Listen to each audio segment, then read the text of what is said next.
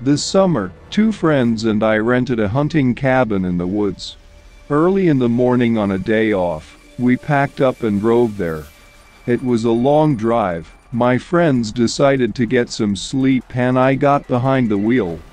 After about 2 hours, I pulled onto the road that led directly to our cabin.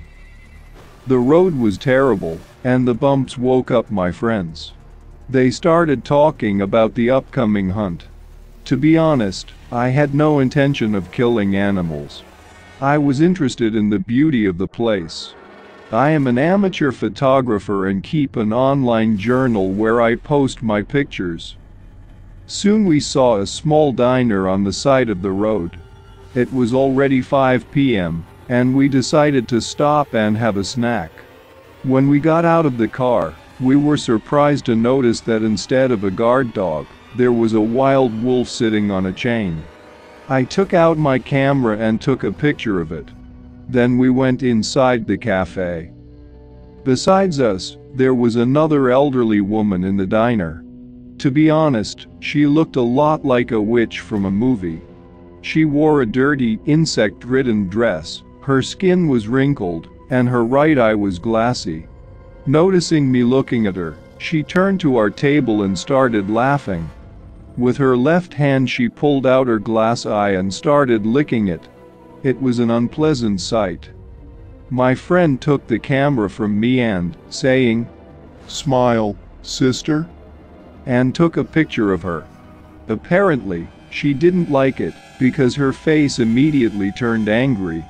She got up and, shuffling her feet, walked over to our table. We were surprised and a little frightened by this turn of events. The old woman forcefully threw her glass eye on our table, which shattered into small shards, and after saying a few obscene words to us, left the diner. We remained seated, shocked by her behavior. As we left the diner, I looked up at the sky and saw that it was about to rain. The wolf, who had been sitting quietly on his chain, began to howl restlessly. I remembered what my grandmother had told me as a child. Wolves howl for the dead. We drove on. 15 minutes later it started to rain with a thunderstorm. I tried to find a radio station to cheer myself up somehow. I found only one station, which was barely working. We were already deep in the forest, and the connection was very bad. Clouds covered the sky, and it was dark. I had to turn on the headlights. When I looked in the back seat, I saw that my friends were asleep again. I grinned. How will they hunt animals if they sleep so often? When I looked at the road again, I saw the same old woman standing in front of the car. I braked sharply. The sudden stop made my friends' foreheads hit the front seats. "What the hell are you doing?" One of them was indignant. I replied in a shaky voice, "Look ahead." We couldn't believe our eyes. How could this crazy woman be in front of us? There was nothing to do. I got out of the car, cautiously approached the old woman who was looking directly at me, and spoke. "Please forgive us for what happened at the diner."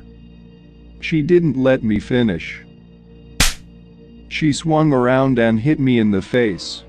The blow was so hard that I fell to the ground. My friends jumped out of the car.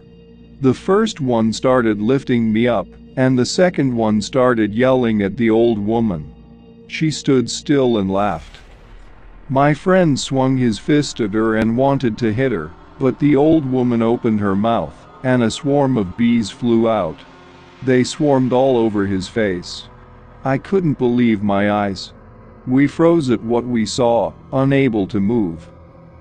Finally, the old woman closed her mouth, raised her head, and started laughing loudly again. The friend standing next to her fell to the ground and did not move. The two of us ran to the car and locked all the doors from the inside. We were having a real panic attack.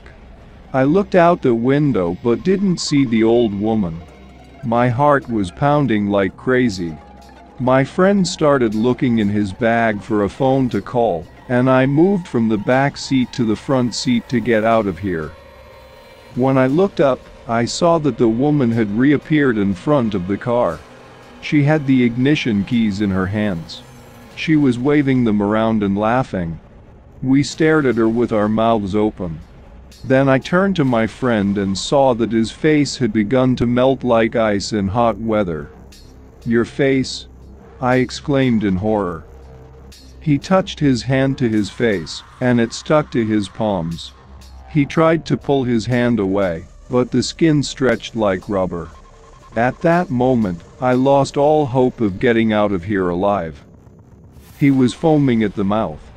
In a hoarse, barely audible voice he said, "Help me." I turned my head, unable to look at him. An elderly woman appeared in the seat next to me. I froze. My arms and legs failed. I couldn't move. The older woman touched me, and my eyes went black. In the morning, I woke up in the woods behind the ill-fated diner. My body ached as if I had been beaten all night. My friends were lying next to me, and I could tell from their faces that they felt terrible, too. Our car wasn't at the diner. Without saying anything to each other, we entered the building. The same old woman was sitting at a table in the corner. She looked at us and laughed loudly.